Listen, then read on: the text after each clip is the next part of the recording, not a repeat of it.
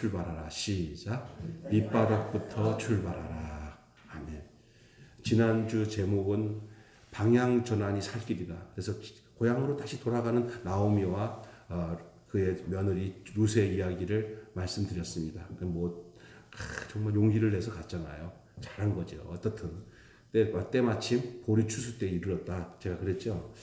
자, 이제 나오미를 따라서 자기 나라가 아닌 이스라엘 베들레헴에 온 며느리 룻은 유대 여자가 아니에요. 이스라엘 여자가 아니에요. 모압 여자입니다. 당시에 모압 나라는 이스라엘과 사이가 안 좋은 나라이긴 하지만 큰 나라고 또 잘 사는 나라에 속한 나라였습니다. 그래서 곡식이 풍부하고 잘 사는 나라였던 모압 땅으로 저들의 가족이 이민 온 것은 어쩌면 당연한 일일 수도 있다고 볼 수 있습니다. 그런데 이스라엘의 뼈대 있는 집안의 며느리가 될 정도면 룻 역시 그 모압 땅에서 명문가의 가정의 딸이라고 할 수가 있어요. 일단 그 엘리멜렉과 나오미가 모압 땅에 왔을 때 사람들한테 인사하면서 그래도 좀 괜찮은 이름 있는 그런 집안이라는 것을 서로 알고는 모압 땅에서도 모압에서 좀 그래도 시집 보내고 장가 보낼 그 수준에 얘기할 때는 룻 역시 모압 쪽에서 볼 때는 모압 가정에서 볼 때는 뼈대가 있는 집안의 딸이었던 것은 틀림없는 사실입니다. 하나님의 백성과 함께 거하는 복을 누리기 위해서 시어머니를 따라서 베들레헴까지 오기는 했지만 룻에게 있어서는 이제는 빈궁한 삶을 감내하지 않으면 안 되는 상황에 놓여 있습니다. 그래서 룻은 이삭을 줍는 일을 하겠다고 시어머니에게 허락을 구합니다. 어머니 나 나가서 저 이삭을 주워와야 될 것 같다고. 먹고 살기 위해서는 남의 밭에 가서 이삭을 줍는 것은 어떤 면에서 보면 가장 살기 어려운 사람들의 마지막 구걸과 같은 생계 유지의 수단일 수 있습니다. 여러분 하루 살아서 벌기 하기 위해서 지하철 킥 서비스를 하든지 오토바이 킥 서비스를 하는 사람들 얼마나 벌겠어요. 또 여러분 파출부로 나가서 하루 벌이해서 애들 용돈 또 차비 이런 거 하기 위해서 그냥 하루 종일 일을 하고는 와서 애들이 엄마 아빠 하면 그래 하고 주면은 뚝 떨어져요. 저도 그런 삶을 살았어요. 한참 어려울 때 그런 과정들을 겪었어요. 야, 버는 거는 진짜 하루 종일 그냥 막 돌아다니면서 벌었는데 아침에 뿜바에서 나눠주면 남는 게 없어요. 힘껏 벌어봤자 10,000원도 안 돼요. 하루 열심히 뛰어다녀도. 그 어떤 거의 구걸 정도의 수단이에요. 이거는 지금 룻의 모습은 그 이삭들 줍는 것은 그걸 연명하는 거예요. 그래도 그것이라도 남겨놓은 것만 해도 감사한 일이 하지만 그거는 진짜 생계 수단의 최고의 방법이에요. 이스라엘에게는 가난한 자들의 생계를 돕기 위해서 물 한 컵만 주시면 고맙겠습니다. 이스라엘에서는 가난한 자들의 생계를 돕기 위해서 추수할 때와 곡식을 거두지 않고 일부러 그때 추수 때 곡식을 여러 군데 이렇게 떨구어서 줍게 하는 거죠. 그 가난한 자를 위한 거예요. 그래서 어느 시대든 간에 가난한 자들이 최후 연명할 수 있는 수단들을 남겨놓는 것은 정말 좋은 긍휼의 제도라고 볼 수가 있어요. 이스라엘은 참 그런 면에서 훌륭한 나라죠. 그런데 룻의 입장에서는 자기는 이방 여인이에요. 남의 밭에 가서 남겨둔 곡식을 줍는다는 것은 쉽지 않은 일입니다. 왜냐하면 이스라엘 사람들은 이방인들을 배척을 합니다. 그러므로 이방 여인 룻은 지금 곡식 줍는 거 쉬운 일이 아니에요. 왜냐하면 그게 지금 자기는 이방인이기 때문에 그 지역에서 곡식을 주는 것도 그 나름대로 그 지역의 어려운 사람들, 그 이스라엘 땅에서도 가난한 사람들이 자기들 나름대로 너는 이방인이구나, 너 껌둥이구나, 너는 우리 족속이 아니구나. 지금도 그런 식이 많잖아요. 예? 외국에서 온 다문화 사람들이 한때 지금은 덜해요. 옛날에는 참 많이 그 악덕 주인 만나면은 제대로 된 뭐죠? 이 임금을 못 받아요. 우리나라도 사람들도 옛날에 외국에 가서 그 참 제대로 임금도 못 받고 너 뭐 하면은 너 어떻게 고향 땅으로 돌려보낸다 그러면 꼼짝 없었어요. 우리나라도 이게 옛날에 그 조선족들이나 다른 데 오게 되면 그런 것들이 한두 번이 아니었죠. 이제 루스의 입장도 마찬가지입니다. 루스의 입장도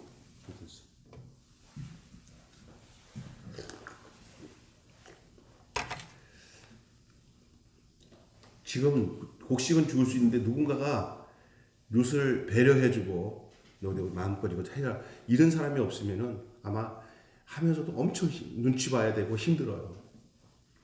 남의 밭에서 곡식을 줍는 것도 좋은데 이제 줍는 과정 속에서 어떻게 줄까가 쉬운 일이 아니에요. 그래도 그런 악조건이 있음에도 불구하고 내가 이방인인데 라는 생각을 갖고 있는데도 어머니한테 어머니 나가서 곡식 좀 주워 올게요. 그 룻을 보내는 시어머니가 참 속으로는 정말 어떻겠습니까? 권사님. 그 외국에서 얘 입장을 다 이해하는 시어머니가 내가 나가서 곡식이나 주는데 안 보낼 수가 없어요. 나오미는 죽거든요. 또 그렇다고 늙은 나오미가 가서 줄 수도 없고 이미 사람들 사이에서 나오미는 얼굴도 다 팔렸어요. 망해가고 돌아온 아주매, 망해가고 돌아온 그 아주매, 엘리멜렉 아주매 다 알아. 그러니까 눈 딱 감고 룻은 어머니 내가 갔다 올게요. 그래 네가 갔다 와라. 네가 갔다 와라. 하고 가는 거예요. 왜 안 가면 죽잖아요. 그냥 간 거예요. 그러면서 나오미는 아마 하나님 저를 인도해 주세요. 오늘도 제대로 갔다 오세요. 막 기도했을 거예요. 그러나 그가 가나안 땅으로 돌아올 때 하나님이 주신 그 약속이 그에게는 있어서 룻을 통해서 이루어질 일에 대해서 하나님이 어떻게 인도하실까 하는 기대감도 없잖아 있었을 수도 있어요. 우리는 언제든지 하나님이 하실 일에 대한 기대를 가지고 사셔야 될 줄로 믿습니다. 올해는 하나님 어떻게 일하실까? 아무리 어려워도 이게 나오미에게는 그런 마음이 있지 않았나 싶습니다. 그래서 갈지어다 그런 거예요. 가만히 있으면 무슨 일이 나냐? 움직이다 보면 무슨 일이 생기겠지. 그죠? 여러분 제일 무서운 게 뭔지 아세요? 해봤자 소용없어. 그럼 내 집에 처박혀 있어. 정주영 어르신이 했잖아요. 해봤어? 해봤어? 그러잖아요. 해야 돼요. 뭔가를 해야 되는데 막 하면 안 돼요. 기도하며 막바지에 있어도 뭔가 하나님은 이 일을 통해서 또 이될 것에 대한 하나님을 향한 기대를 가지고 저는 매년마다 기대를 해요. 올해는 하나님 저를 어떻게 인도하실까. 근데 좀 지치고 힘들면은 제발 일 좀 하지 마. 좀 가만히 있어. 이런 분들도 있어요. 근데 안 하면 죽어요. 근데 그 일이 어떤 일이냐? 내가 생각하는 내 야망과 꿈을 위한 기대 가지고 하는 일이냐? 아니면 하나님이 어떻게 일하실까에 대해서 나를 어떻게 쓰실까에 대한 기대나 그 차이가 달라요. 전에는 제가 전자가 많았어요. 내가 이런 기대가 많았어요. 근데 지금 이제 나이가 이제 거의 60 가까이 되니까 이제는 그런 거는 없고요. 하나님 올해는 어떻게 하실까? 뭐 이런 생각을 좀 하게 되죠. 그런데 이게 보니까 룻을 내보내는 나오미 심정이나 어머니에게 허락받고 나간 이 룻의 심정은 참 힘든 상황이지만 누군가가 그들을 이끌지 않으면 안 되는 거예요. 그런데 오늘 본문에는 참 중요한 것은 그들이 이렇게 어려운 상황에서도 이렇게 시작했다는 거예요. 아주 밑바닥부터 출발하기로 결심을 하니까 편해진 거예요. 여러분 자존심 다 버리고 밑바닥부터 할 거라고 생각하고 나면은 편해지는 줄 믿습니다. 룻은 밑바닥부터 출발하기로 결심합니다. 뭐 이런 게 무슨 소용이야? 뭐 어때? 파출부터 식모살이부터 이런 것도 아무렇지 않다 생각하고 할 때는 편해지는 거예요. 내가 이거는 한 번도 안 해봤는데 내가 모압 땅에서는 공주같이 컸는데 아무것도 못해요. 이 밑바닥부터 출발하는 것은 쉬운 일은 아니지만 정말 중요하고 복된 일이에요. 그냥 되는 거 아니에요. 밑바닥부터 출발하기 위해서 해야 될 게 몇 가지 있는데 오늘 그 밑바닥부터 시작하는 일에 대해서 어떻게 하면 밑바닥부터 할 수 있을까? 몇 가지 원칙이 있어요. 그게 뭐냐? 밑바닥부터 출발하려면 첫째로 한번 따라서 합시다. 과거를 잊어버려야 합니다. 뭐를 잊어버려야 된다고요? 이루시 밑바닥부터 출발하기 위해서는 과거를 잊어버렸어요. 모압에 어렸을 때 이쁘게 크고 귀엽게 크고 오냐오냐 크고 공주처럼 큰 거 다 버렸어요. 다 잊어버렸어요. 지금 처지는 내가 시어머니 모시고 사는 거예요. 롯은 조국에서 뼈대 있는 집안에서 풍족하게 살았습니다.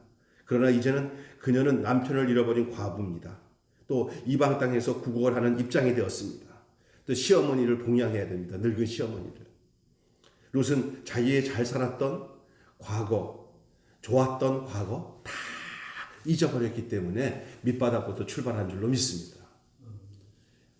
과거 난 이랬지 저랬지 여기에 묻혀 있으면 밑바닥부터 일 못해요. 밑바닥부터 출발하기 위해서는 자기의 과거를 잊어버리는 것 정말 중요한 겁니다. 과거에 잘 살았던 일도 잊어버려야 되고요. 좋았던 시절도 잊어버려야 돼요. 과거에 집착하면요. 새로운 출발을 할 수가 없기 때문입니다. 미국의 한인교회에서 목회하는 친구 목사들이 몇 명 있는데 다 한결같이 하는 소리가 비슷하더라고요. 목회 사역에서 가장 시간을 많이 투자하는 일이 뭐냐면은 성도들에게 찾아가서 차 한 잔 마시고 식사 한번 하고 나면은 한 가정에서 한 하루를 지내야 돼요. 그것도 약간 나이 드시고 옛날에 오신 분들이 목사님 못 가게 붙잡아요. 좋다고 생각하죠? 바쁜데도 붙잡혀서 오늘 하루 그냥 그 시간 다 내줘야 돼요. 내줘야 되는 이야기가 뭐냐? 앉아가지고 목사님 왔다고 이제 식사하고 난 뒤에 붙잡아 놓고는 어지간히 말을 많이 하는지 그냥 자기의 한 맺힌 이야기들을 다 풀어서 얘기를 해요. 그게 5번째, 6번째 똑같은 말인 줄 자기는 몰라요. 목사는 다 알아요. 다음에는 뭐가 나올지 다 알아요. 구두수선을 하고 있으면서 이제 조그만 가게를 만든 나이 지긋한 어르신. 야채 가게에 일하고 있으면서 이제 조금 생활이 그냥 빠듯하게 살지만 목사님 왔다고 그들의 삶은 교회예요, 교회. 교회밖에는 의지할 게 없어요. 그런데 목사님 오니까 다 앉혀놓고 오늘 목사님 가지 마시오. 같이 있어야 돼요. 그러면서 하는 얘기가 제가 한국에 있을 때 여기 이민 오기 전에 왕년에 박정희 대통령에게 총애를 받던 사람이고 한국에서는 이렇게 큰 사업을 했었고 내가 전화 한 번만 하면은 해결 안 되는 일이 없었고 구구절절이 나오는 거예요. 그게 그 이민 사회의 특징이에요. 신방하면 그 자랑하는 얘기들을 다 들어야만 합니다. 그래도 모종에 어른들 얘기하는데 그냥 또 젊은 목사가 저 바빠서 갈게 그러면 얼마나 서운히 생각하는지 속으로는 겉으로는 말 안 하지만 저 싸가지 없는 저 젊은 목사 또 그런다니까요. 그것이 아주 힘든 일 중에 하나였다는 거예요. 대부분 그러나 그 이야기는 현재가 없어요. 미래가 없어요. 다 왕년의 과거 얘기예요. 그런 과거의 그 한만 거 자기의 무용당 같은 얘기를 누가 들어줘요? 누가 들어줄 수 하나도 없어요. 목사밖에 없어요. 그러니 목사가 신방 오기만 하면 막 쏟아내는 거예요. 듣는 사람들의 입장을 생각하지 않아요. 근데 목사가 인사하고 돌아오면서 하는 소리가 그런 얘기를 계속 쏟는 저분들이 안쓰럽게 하지만 더 이상 그들에게는 발전과 미래가 없다는 사실을 느끼고 돌아가요. 미래가 없어요. 과거에 집착하면 그 사람은 발전이 있을 수가 없습니다. 그래서 성경은 다음과 같이 말하고 있어요. 빌립보서 3장 13절부터 15절을 읽을 때니까 잘 들어보십시오. 형제들아, 내가 아직 잡은 줄로 여기지 아니하고 오직 한 일, 뒤에 있는 것은 잊어버리고 앞에 있는 것을 잡으려고 표대를 향하여 그리스도 예수 안에서 하나님이 위에서 부르신 부르심의 상을 위하여 쫓아가노라. 바울이 얼마나 정확하게 얘기합니까? 과거에 매일 수가 없어요. 뒤의 것을 쳐다보지 않아요. 앞으로 있을 일을 위해서 부르심의 상을 쫓아가고 있다. 그렇게 고백했어요. 이에 바울이 적지 않은 나이 많은 바울이 고백하는 고백이에요. 저와 여러분 예수 믿는 사람은 절대 과거에 매이지 않아야 되는 줄 믿습니다. 현재와 미래를 향해서 잊어버려야 돼요. 과거는 다 잊어버려요. 잘한 것도 잊어버리고 좋았던 것도 잊어버리고 나빴던 것도 잊어버리고 다 잊어버려야 돼요. 그리고 오늘과 내일을 향해서 주의 이름으로 앞으로 나가야 될 줄로 믿습니다. 자, 그 밑바닥부터 출발하려면 과거를 잊어버려야 된다죠. 또 하나는 밑바닥부터 출발하려면 겸손해야 돼요. 교만한 사람은 밑바닥부터 출발해야 돼요. 못해요. 그러니까 패망하는 거예요. 겸손한 자는 그 밑바닥부터 출발할 수 있었기 때문에 그는 다시 흥해. 하나님의 은혜를 주셔요. 밑바닥부터 출발하려면 뭐 해야 된다? 과거를 잊어야 된다. 밑바닥부터 출발하려면 뭐 해야 된다? 겸손해야 됩니다. 진정한 겸손은 자존심, 혈기, 교만, 허영심을 완전히 포기하는 데서 생깁니다. 그게 진정한 겸손입니다. 룻이 이방 여인으로서 곡식을 주워오기까지 많은 어려운 과정을 겪어야 했습니다. 자, 룻이 들었던 그 어려운 과정은 어떤 소리냐 들어보세요. 야, 너 누구냐? 너 이방 여인 아니냐? 야, 동족이들에게 양식을 주기도 모자란데 너 같은 이방인에게 양식을 줘? 그럴 수 없지. 아이고 과부구먼. 잘 살다가 모압 땅에서 패가 망신한 엘리멜렉 집안의 며느리느냐? 네가 그 나오미 아줌에 따라온 그 걔냐? 예. 얼마나 막 속이 뒤집어지는 일들이 얼마나 많았겠어요. 그때 성질이 좀 지랄 같아가지고 막 하고 싸우고 너 말 다 했어 하고 온갖 모욕 소리를 들고 막 싸우고 난리쳐갖고 한번 찍혀버리면 이제 죽는 거예요. 시골에서 목회할 때 말입니다. 제 아는 후배 목사가 큰 교회 그 목사님 자제분이라 그냥 목사 한 수 받기 위해서 시골에 냈는데 우리는 목회를 해야 목사를 저기니까 그냥 거기로 보냈어요. 그래서 교인들은 뭐 몇 명밖에 안 되는 데 가서 그 마을에 이씨들만 사는 거예요. 근데 거기 가보면 저도 그 옆에 동네 살았지만 시골에서 그 보면 나이가 아주 뭐 전도사 하나가 큰 교회 목사님만 뭐 예수 아는 사람들 그걸 알아요. 뭐 그냥 뭐 전도사 하나 왔다며 전도사 아유 젊네야 막 이러면서 그래요. 그래서 그냥 지나가서 나이가 적으니까 야 동상 그러니까 이 전도사가 뭐라고 그랬어? 뭐 전도사야 이 진짜 막 이러면서 싸운 거예요. 그 이제 교회에서 우리 전도사님이니까 이거 감을 못 잡은 거예요. 시골에서 와서는. 자기가 이걸 내려놔야 돼요. 그래서 자기가 이 처지를 알아야 돼요. 룻은 딱 모압에서 지냈던 자기 그잖아요. 뼈대 있는 집안에 자기 다 버렸어요. 그리고 현실을 정확하게 안 거예요. 그리고 난 뒤에 룻은 존심이 상하거나 상처가 돼도 다 그를 받아요. 겸손한 사람만이 그 상처 될 만한 말도 상처로 받지 않아요. 자기 처지를 밑바닥부터 출발하기 때문에 상처될 게 하나도 없어요. 누가 뭐라고 했어? 다 했어? 그 말해? 상처가 있는 사람은 자꾸 상처가 덧나는 거예요. 그런데 그런 소리 콘크리트 벽이야 그냥. 아무리 상처를 해도 지만 아파. 이렇게. 예? 상처는 안 받아요. 겸손한 사람은 상처 안 받아요. 자꾸만 이렇게 하면서 그러면 자꾸 이 얘기를 해. 그러면 그만해. 당신 그거 때문에 좀 신경 쓰이는 거 보니까 상처 받으려고 그런 것 같아. 잊어버려. 그래, 불쌍히 생각해. 불쌍히. 겸손해지면 모든 일이 해결돼요. 이 룻이 그 마음을 가진 거예요. 겸손한 마음을 가진 거예요. 나는 지금 이런 사람이냐. 어머니 내가 갖고 온 곡식 가지고 봉양해드려서 같이 살아야 돼. 나는 살아야 돼. 밭에서 일하는 종들까지 심지어 먼저 와서 남의 밭에서 곡식을 줍는 같은 처지에 있는 가난한 사람들이 있어요. 그 사람들이 성격이 좋지 않아요. 여러분 잘 사는 사람들이 성격이 도리어 좋을 때가 많아요. 넉넉하니까 마음 씀씀이가 좋아져요. 못 사는 것들이 서로 의지하고 살아야 돼도 힘든데 못 사는 것들이 서로 얼마나 성격이 안 좋은지 몰라요. 그래서 심지어 다 그런 건 아니지만 못생기면 성격이 나빠질 수 있어요. 가난해지면 성격이 나빠질 수 있어요. 그때 잊지 말아야 될 게 있어요. 그게 뭐냐?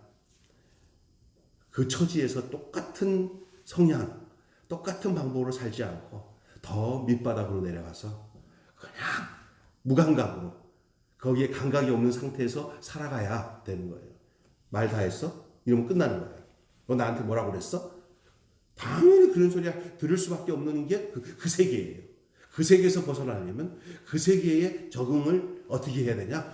거기에 대응하지 말고 그 세계를 그냥 수용해야 돼요. 그럴 수 있는 것들이라. 할렐루야. 룻은 그렇게 수용하기로 한 거예요. 그게 겸손이에요.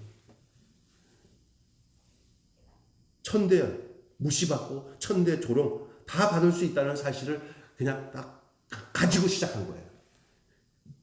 그러니까 어떤 일이 겪어도 놀랄 일이 없어요. 도리어 그날따라 아무 일이 없고 욕지갈 일이 없고 상처받을 일이 하나도 없는 날이면 도리어 더 불안해. 왜냐하면 이것이 당연한 게 아니거든. 제가 어느 날 어렸을 때 살던 동네가 맨날 싸움밥질하고 2년 전연하고 막 그 불량한 애들도 있지만 대부분 그냥 정말 그런 어려운 동네에서 제가 어릴 때 자랐어요. 오늘도 하루에 3건 정도는 부부싸움 하는 거 못 보면 이상한 거예요. 근데 어느 날 학교 갔다 오는데 그 긴 거리를 걸어가는 동안에 여기 학고방 같은 집들이 있어요. 그 길 지나면. 근데 싸움이 않고 조용해요. 야, 웬일이냐? 내가 도리어 무슨 일이냐? 싸움도 없어. 사람이 막 시끌먹고 싸워야 그 정상인데 하나도 안 싸워. 조용해. 집에 가서 텔레비를 딱 틀었더니 사람들이 전부 다 저기 뚝방 저쪽으로 다 몰려가갖고 막 장갑차 비슷한 거 지나가니까 막 거기에 막 데모하고 있더라고. 사람이 없었던 거예요. 싸움이 아니라 불 켜놓고 거기로 몰려간 거예요. 그게 뭐냐? 그때 목동을 다 철거한다고 막 군사 정권들이 막 몰려왔을 때 그거 저항한다고 막 데모하러 몰려가는 거예요. 그래서 없었던 거예요. 안 그러면 맨날 싸웠어요. 제가 그 동네에서 살았어요. 그래가지고 그냥 조금 위험해가지고 바로 군대 갔어요. 우리 형이 너 빨리 군대 가라. 너를 지목하고 있다. 그래서 군대 갔는데 그리고 우리 형이 이제 아주 힘든 고난의 과정을 겪었죠. 하여튼 그게 제가 보니까 어렵고 힘들수록 편안하지가 않아. 룻이 그런 상황에서 그런 사람들과 겪을 때 얼마나 양육강식 세계 속에서 살아남으려면 얼마나 힘들겠어요. 근데 똑같은 방법으로 안 하고 겸손하게 그냥 무슨 모욕이든지 그냥 꼭 참고 나갔어요. 여러분 참으면 길이 열립니다. 그렇다고 해서 막 혈기가 난다고 해서 자존심 상한다고 해서 내가 굶어 죽었지 내가 이런 놈들한테서 이런 처지당하고 무시당하고 난 살 수 없어 막 그랬다 그러면 그는 새로운 출발을 할 수가 없었어요. 밑바닥부터 출발하는 일이 없었고 하나님이 주신 그 축복이 그에게 오다가도 멈춰버렸을 거예요. 그러나 겸손했기 때문에 이방 여인임에도 불구하고 룻은 호의를 얻게 되어서 남의 밭에서 곡식을 주울 수 있는 혜택을 얻게 되는 과정이 오늘 본문에 나옵니다. 조용히. 그래서 그 다음 얘기가 뭐냐? 자, 첫째가 밑바닥부터 출발하려면 과거를 잊어야 된다. 밑바닥부터 출발하려면 겸손해야 된다. 밑바닥부터 출발하려면 뭐 해야 되냐? 성실해야 됩니다. 과거를 잊었어요? 그 다음 겸손을 한데 성실하지 않으면 안 되는 거예요. 겸손과 함께 와야 되는 하나의 덕목 중에 하나가 성실이에요. 믿을 수 있는 사람, 부지런한 사람, 꽤 안 부리는 사람, 진심이 통하는 사람, 성실한 사람이에요. 룻은 이제 남의 밭에서 이삭을 줍는 혜택을 간신히 얻었던 것 같아요. 그래 보니까 아유 그래요? 그럼 당신도 와서 그래도 먹고 살겠다고 이방 땅에서 우리가 좀 그래야죠 하면서 거기에 식솔들이나 거기서 담당하던 사람들이 그냥 또 참하게 생겼으니까 룻이 참 참한 여자래요. 이쁘고 참하게 생겼으니까 아무리 이방 땅에도 또 사람도 뭐 동물이겠습니까? 이방 여자라고 다 사람이지. 이쁘고 얘가 행실이 바르니까 자리를 얻은 거예요. 그런데도 얼마나 힘들겠어요. 그래서 이삭을 줍습니다. 근데 자세히 사람들이 보니까 자, 관심이 있죠. 이방 여인이니까. 그리고 또 나오미를 아는 사람들이니까 어떠나 하고 살펴보는데 하루 종일 구부려서 이삭을 줍는 것 쉽지 않아요. 그런데 그녀는 하루 종일 성실하게 그 일을 합니다. 잠시 쉬는 일을 왜 빼놓고는 계속 하루 종일 그걸 주워요. 왜냐? 엄마랑 자기가 시어머니랑 자기랑 먹어야 되니까. 그런 것도 있지만 그의 몸에 배어 있는 성실성, 벌써 싹수가 있는 여자예요. 그런 성실한. 우리 보면은요, 이렇게 보면은 남의 눈에 보일 때는 착 일하는 척 하다가 남 없으면은 그냥 완전히 개판으로 지는 그런 사람이 있어요. 그런 사람들을 만나면 골치 아파요. 밑에 사람들. 사람 앞에서 그렇게 맞춘 사람은 오래 못 가요. 다 알아요. 그게 저 사람이 어떤 사람인지.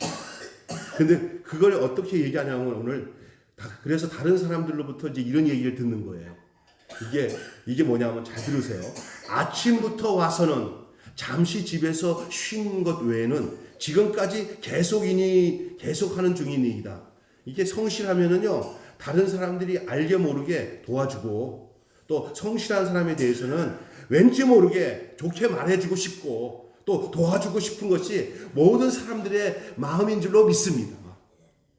그래서 그 밭을 책임지고 있는 그 사환이 그 룻을 잘 살펴보다가 그 주인 보아스와 대화 중에 하는 말이 바로 그거예요.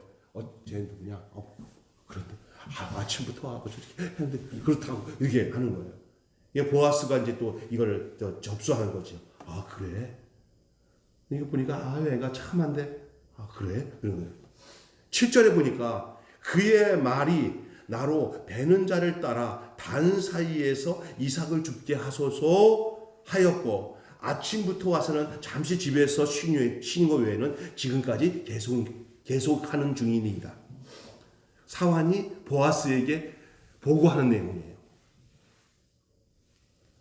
성도들은요, 자신들의 처한 삶 가운데서 아무리 보잘것없는 작은 일이라도 내가 이따 일을 하게 됐어? 그렇게 하지 말고 그것에 최선을 다하는 성실함을 보여야 되는 것이 성도들의 자세인 줄로 믿습니다.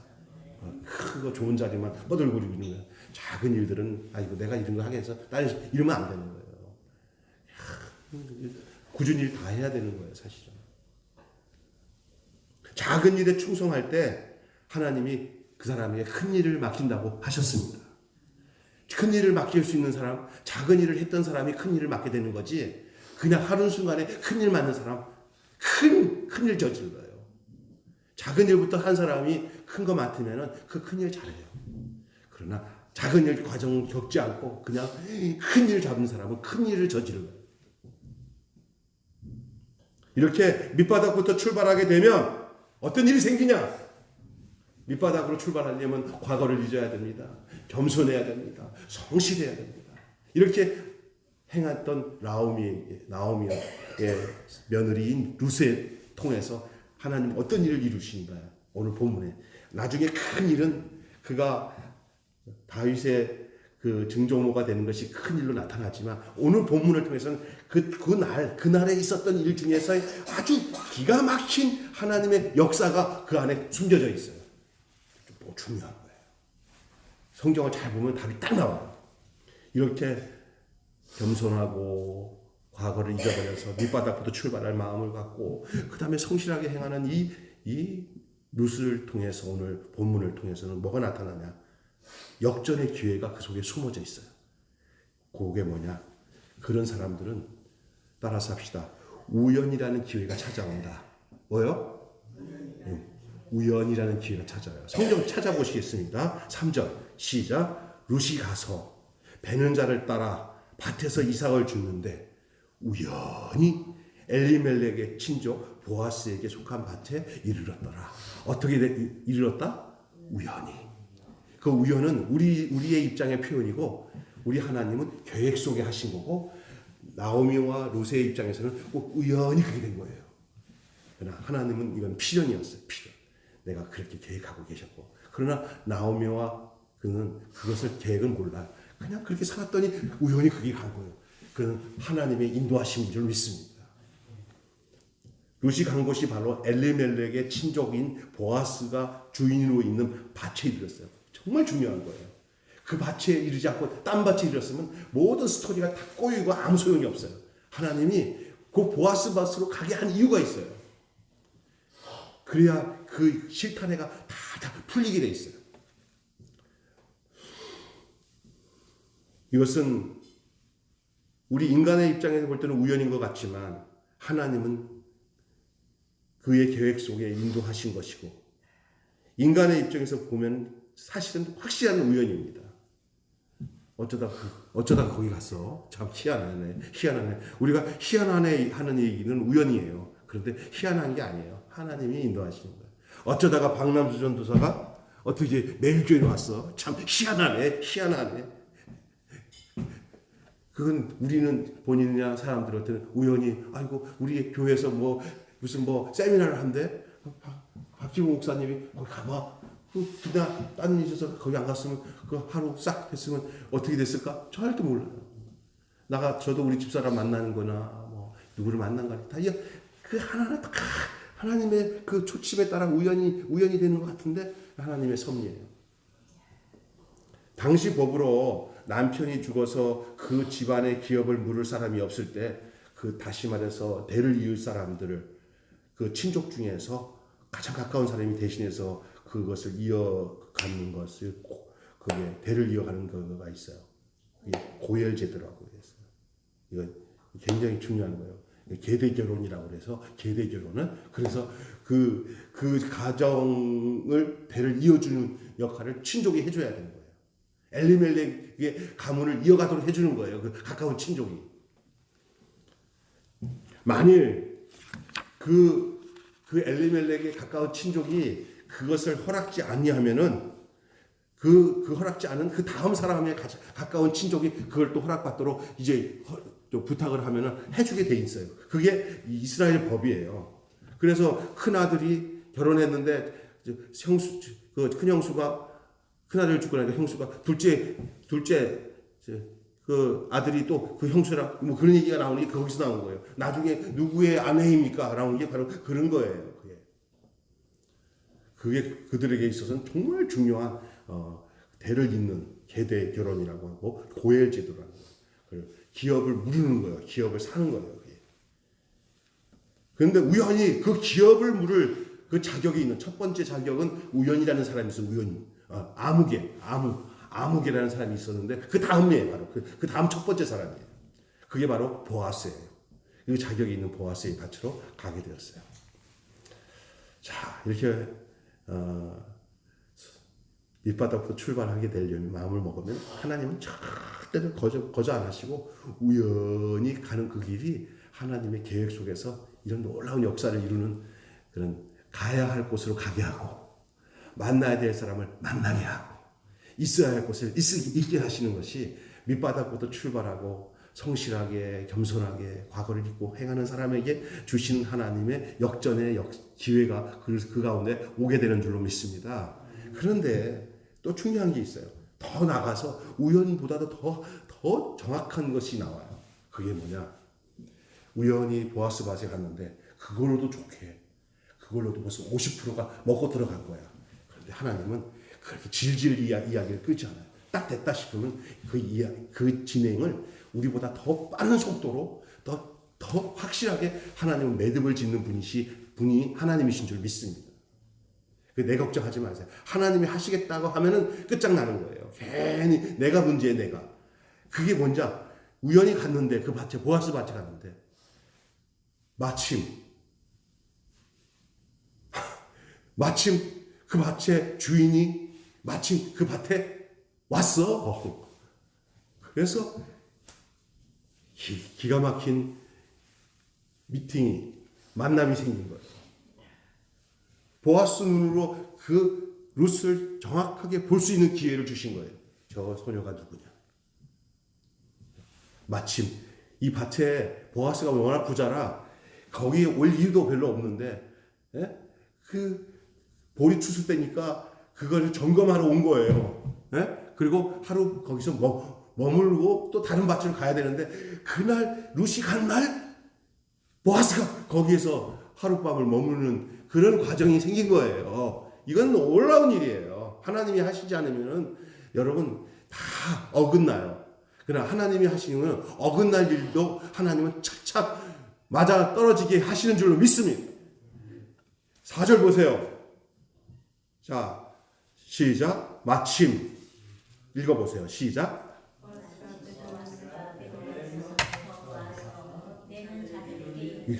여호와께서 너희에게 함께하시기를 원하노라. 그들이 대답하되 여호와께서 당신에게 복 주시기를 원하나이다. 마침 그때 보아스가 그 밭에 왔기 때문에 룻을 보게 된 거예요. 아주 보아스와 만남의 아주 절묘한 타이밍이죠. 그 보아스는 요즘 말하면 함부로 볼 수 없는 사람이에요. 그리고 그 지금 룻과 보아스가 어찌 만날 형편도 안 돼요. 굳이 뭐하러 일부러 그 이방 여인을 만나겠어요. 그런데 딱 왔는데 보아스가 밭에 왔기 때문에 그 종들이 이제 그 룻이 저 여자애가 누구냐, 저 소녀가 누구냐, 아 나오미가 이렇게 우리 그 엘리멜렉 거기 그분 돌아가시고 이 얘기를 이제 했죠. 아는 애들이. 나도 그거 듣고 있었지. 오늘 누가 알고 있었지 하고 궁금해하던 차에 걔야 하고 이제 본 거예요. 근데 유심히 보니까 뿅뿅뿅뿅뿅뿅 했다니까. 그 모함 여자지만 그 얼굴 스타일이 그 고두심 같은 스타일이었나 봐. 그냥 이렇게 내가 고두심이 이쁘다는 게 아니라 이렇게 참하게 보였다는 거예요. 5절 보세요. 보아스가 베는 자들을 거느린 사환에게 이르되 이는 위 소녀냐. 5절에 저 누구냐? 쟤는 그렇지. 그랬더니 베는 자를 거느린 사환이, 그러니까 거기에 일을 지도하는 십장 같은 거죠. 그러니까 그 친구가 이렇게 얘기하는 거예요. 이는 나오미와 함께 모압 지방에서 돌아온 모압 소녀인데 그의 말이 나로 베는 자를 따라 단 사이에서 이삭을 죽게 하였고 아마 얘를 이 사환에게 찾아와서 안녕하세요. 저도 좀 죽게 해주세요. 그랬더니 걔가 사환이 보더니 너무 안쓰러워서 그래 그럼 이렇게 해주라. 이렇게 해서 이제 해주고 이 사환이 아주 마음이 좋은 애 같아요. 그래도 아주 인간적이고. 근데 이 사환이 이제 그 자기 제일 큰 주인이 와가지고 이제 쟤는 누구냐 하고 그러니까 이제 소상하게 얘기하는 거예요. 근데 이 사환이 눈에 보일 때 예사롭지가 않아요. 요령 피운 게 없고 성실하고 인상도 좋고 애가 경구도 있고 사람 이름이 있잖아요. 위아래 알아보고 또 밑에 사람도 참을성도 있고 이런 거 다 봐요. 위에 있는 사람들은. 보니까 아침에 와서는 잠시 집에서 쉰 거 외에는요 지금까지 계속합니다. 일하는 거 보니까 아주 성실하다는 얘기예요.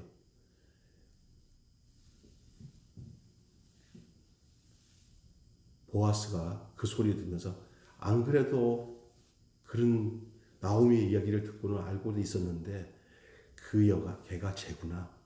얼굴도 이쁘네. 근데 그 행동하는 씀씀이나 사환이 보고하는 내용을 보니까 아주 그냥 마음이 짠한 거예요. 근데 제가 보기에는 이 속에 좀 타임머신 타고 가서 싹 와갖고 내가 그 보아스를 만났어. 보아스는 어땠어? 이뻐요? 괜찮아요? 물어보고 싶어요. 그런데 아마 내가 생각하기는 보아스가 웬만한 마음이 아주 나이도 좀 차이 나지만 내가 쟤를 거들어줘야겠구나. 여기 연민의 정 있잖아요. 망했죠. 자기 친척 엘리멜렉 형님이 죽었다는데 그런데 그런 감정들이 있을까요? 근데 우연치 않게 내 밭에 왔어. 아이고 내 밭에 이게 무슨 뜻이 있나? 뭐 이런 생각도 보아스가 안 했겠어요? 그러면서도 이 나오미가 마음에 들었던 것 같아요. 그래도 점잖은 양반이 지 마음대로 함부로 할 수 있는 건 아니잖아요. 저 어린 소년이 주인님 나는 주인님 없이 못 살아요. 나를 거둬주세요. 지가 그렇게 하기 전에는 함부로 행동할 수 없는 점잖은 양반이기 때문에 그러냐 하고 그냥 간 거예요. 이 세상에 있는 핑크빛 사랑처럼 멋쩍멋쩍 그런 건 아니에요. 그런 건 아니고 그는 하나님의 경륜 가운데서 저들의 가정을 살리기 위한 유력자로 하나님이 보아스를 선택한 거예요. 이렇게 룻과 시험이 나오미는 그 인생 역전을 이룰 역사의 주인공을 만나게 됩니다. 그 오늘 2장 1절에 나오미와 룻을 얘기하기 전에 보아스를 먼저 소개하잖아요. 소개하는 이유가 있어요. 이들을 살릴 수 있는 사람이 보아스예요. 우리 인생을 살릴 수 있는 분이 예수님인 줄 믿습니다. 아멘. 자, 여기에 계시는 우리 사랑하는 성도 여러분들 가운데 극한 어려움 속에 계신 분이 있습니까? 주님 앞에서 모든 것을 접고 밑바닥부터 출발하시기를 바랍니다. 밑바닥부터 출발하시오. 밑바닥부터 출발한 사람은 과거를 잊어야만 밑바닥부터 출발할 수 있어요. 진짜로 겸손해야 돼요. 또 하나는 성실해야 돼요.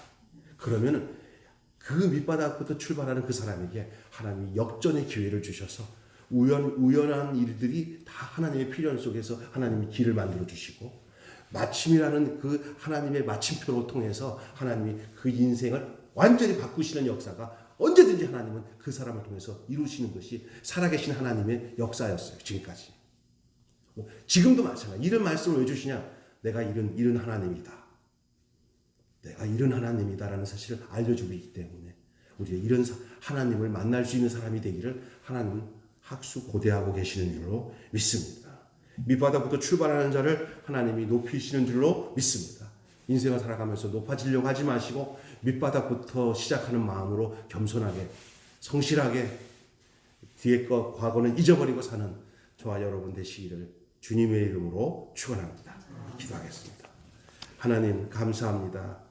오늘 나오미와 룻이 고향 땅에 돌아왔습니다. 때마침 추수 때 오게 하신 것도 하나님의 놀라운 섭리와 인도하심이었다고 지난주에 말씀을 드렸는데 이제 젊은 며느리 이방에서 오는 그 외지에서 오는 그런 그 모함 여인 이 룻이 시어머니와 함께 먹고 살기 위해서 이제 이삭을 주우러 하나님 아버지 이르는 곳이 마침 우연히 보아스 밭에 이르렀고 그 또 만날 수도 없는 그런 확률도 거의 없는 상황이 있는데도 그 확률 속에 하나님은 그날 마침 보아스가 룻을 볼 수 있도록 마침 그 밭에 오게 하신 것도 하나님의 섭리인 줄로 믿습니다. 하나님 오늘 이 과정 속에서 하나님 우리가 밑바닥부터 출발하는 사람은 어떻게 해야 밑바닥부터 출발하고 이 밑바닥부터 출발하는 사람을 하나님이 어떻게 도우시고 역사하는지를 오늘 우리 본문을 통해서 보았습니다. 그때 그 말씀, 옛날 그 말씀은 지금 우리에게서 이루어져야 할 말씀인 줄로 믿습니다. 우리 역시 하나님의 축복의 주인공이 되려면 정말 겸손하게 밑바닥부터 출발할 마음을 가지고 살 수 있게 하여 주시옵소서. 마음을 높은 곳에 두거나 허탄한 것을 쫓지 않게 하시고 매사에 작은 것부터 성실하게 순수하게 다른 사람이 무슨 소리를 하든 하나님 앞에서 가장 낮은 마음으로 낮아진 마음으로 행할 수 있는 저희들 되게 해 주시옵소서. 조금만 뭐 하면은 뭐 성질 내고 짜증을 내면서 너 나를 어떻게 보냐고 그러고 입에서 막 거품 흘리듯이 사람에 대해서 이해하는 마음보다는 막 삿대질하고 싸우려고 하는 그런 마음을 가지고는 하나님의 그 밑바닥부터 출발하는 그 축복을 얻을 수가 없는 줄로 믿습니다. 다른 사람이 모난 부분이 있고 부족한 부분이 있어서 부딪힐 모양이 있어라도 언제든지 하나님 더 낮은 자세로 그들을 품고 나가는 그 겸손함이 이 룻을 하나님께서 이스라엘의 큰 어머니로 큰 여인으로서 그 조상으로 삼아주신 그 이유가 거기에 있는 줄로 믿습니다.